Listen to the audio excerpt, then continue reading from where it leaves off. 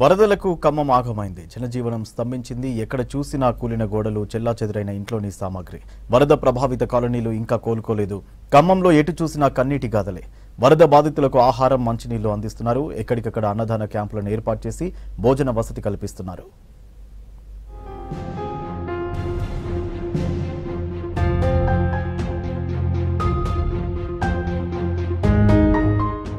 భారీ వర్షాలు, వరదలతో ఖమ్మం అతలాకుతలమైంది. బురదతో నిండిన ఇండ్లు, చెత్తాచెదారంతో గల్లీలు, కూలిన గోడలు, పనికి రాకుండా పోయిన ఇంటి సామాన్లు.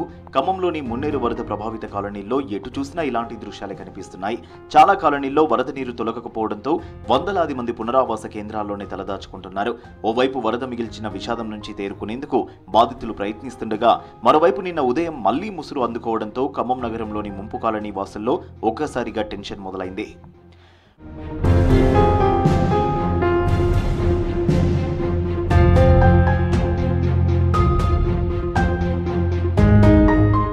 మున్నేరు ముంపు ప్రాంతాల్లో అధికారులు బుధవారం సహాయక చర్యలను ముమ్మరం చేశారు. పునరావాస సహాయ కార్యక్రమాలను స్వయంగా మంత్రులు తుమ్మల నాగేశ్వరరావు, పొంగులేటి శ్రీనివాసరెడ్డి పర్యవేక్షిస్తున్నారు. ఖమ్మం నగరంతో పాటు ఖమ్మం రూరల్ ప్రాంతంలోని కాలనీల్లో వరద బాధితులకు ఆహారం, మంచినీళ్లు అందిస్తున్నారు. గత 2 రోజులుగా అధికారులతో పాటు స్వచ్ఛంద సంస్థలు, పలు పార్టీ నాయకుల ఆధ్వర్యంలో వరద బాధితులకు నిత్యావసరాలను పంపిణీ చేస్తున్నారు.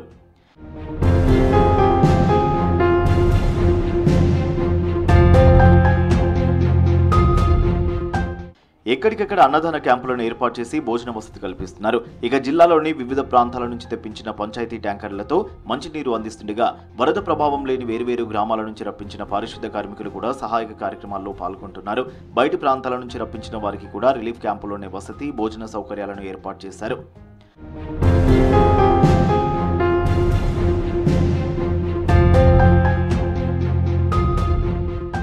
బుధవారం ఉదయం ఒకవైపు వర్షం పడుతున్నా పారిశుద్ధ కార్మికులు తమ విధుల్లో నిమగ్నమయ్యారు. డోజర్ల ద్వారా రోడ్లపై పేరుకుపోయిన బురదను క్లీన్ చేయడం, ట్యాంకర్లతో నీళ్లు జల్లడం, అంటువ్యాధులు వ్యాపించకుండా బ్లీచింగ్ పౌడర్, దోమల ప్రభావం లేకుండా ఫాగింగ్ లాంటి చర్యలు చేపడుతున్నారు.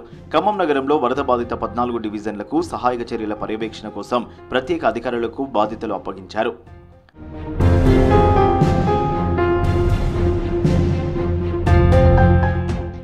ఖమ్మం నగరంలోని వరద ప్రభావిత ప్రాంతాల్లో సహాయక చర్యలను మంత్రి తుమ్మల సమీక్షిస్తున్నారు. రెగ్యులర్ గా వరద ప్రాంతాల్లో పర్యటిస్తూ బాధితులకు ధైర్యం చెబుతున్నారు.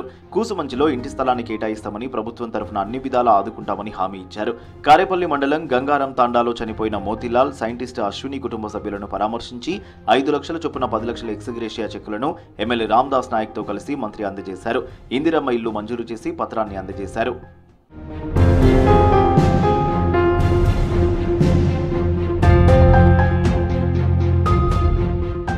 కేంద్ర ప్రభుత్వం తెలంగాణకు 2000 కోట్లు ఇచ్చి ఆదుకోవాలన్నారు రెవెన్యూ శాఖ మంత్రి పొంగులేటి శ్రీనివాసరెడ్డి. పాలేరు నియోజకవర్గంలోని నేలకొండపల్లి మండలం కట్టుకాసారం, చెరువు మాదారం, రామచంద్రపురం, సుర్దేపల్లి గ్రామాల్లో వరద తీవ్రతతో కొట్టుకుపోయిన పంట పొలాలను ఆయన పరిశీలించారు.